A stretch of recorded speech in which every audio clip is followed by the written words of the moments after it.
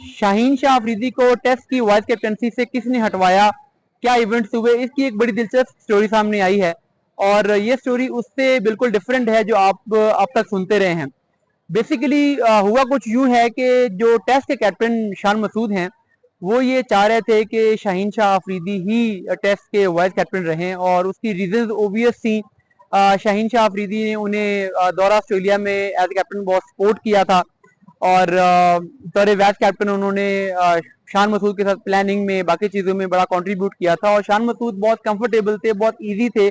उन्हें ये लगता था कि अगर कैप्टन बैट्समैन है और वाइस कैप्टन बॉलर है तो उससे भी मामला को हैंडल करने में, प्लान करने में आसानी होती है। तो इसलिए वो चाह रहे थे कि शाहीन ही वाइस कैप्टन बरकरार रह जाए, क्योंकि एक वो एक्सपीरियंस प्लेयर भी हैं। तो इन चीज़ों की वजह से उनका यह माइंडसेट था। उन्होंने जब मोहसिन नकवी से इस सिलसिले में बात की तो मोहसिन नकवी अर्ली ऑन शाहीन को वाइस कैप्टन बरकरार रखने के हक में नहीं थे। और उसकी रीजन भी आप सब जानते हैं, जो टीम के अंदर ग्रुपिंग के मसाइल हुए, शाहीन का उसमें नाम आया, पॉलिटिक्स की बात हुई, और इन चीज़ों की वजह से वो शाहीन से खुश नहीं थे, और वो चाह रहे थे कि शाहीन को वाइस कैप्टनसी से हटा दिया जाए। मगर जब शान मसूद ने इंसिस्ट किया कि नहीं, वो शाहीन को ही वाइस कैप्टन रखना चाहते हैं, और उन्होंने उनको कन्विंस कर लिया अपने आर्गूमेंट्स के जरिए, तो फिर मोहसिन नकवी ने शान मसूद को ये ऑप्शन दिया कि ठीक है, आप बात करें शाहीन अफरीदी से, और इस सिलसिले में फिर जो भी चीज़ें फाइनल होंगी फिर मुझे बता दें, उसको हम कर लेते हैं। यानी मोहसिन नकवी पार्शली एग्री हो गया कि ठीक है, हम शाहीन शाह अफरीदी को पाकिस्तान क्रिकेट टीम की टेस्ट टीम का वाइस कैप्टन बरकरार रख लेते हैं।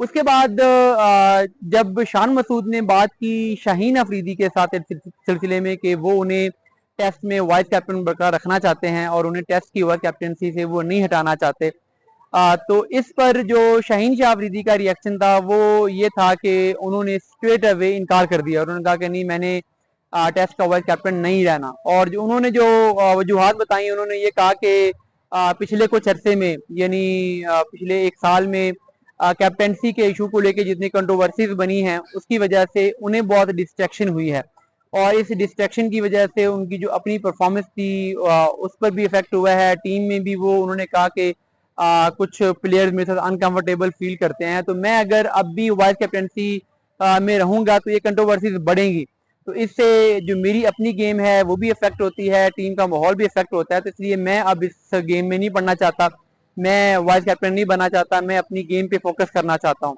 तो इसलिए जब शाहीन शाह अफरीदी ने इनकार कर दिया वाइस कैप्टन बनने से, तो फिर शान मसूद ने मोहसिन नकवी को कन्वे किया कि शाहीन खुद ही कैप्टन नहीं बनना चाह रहे।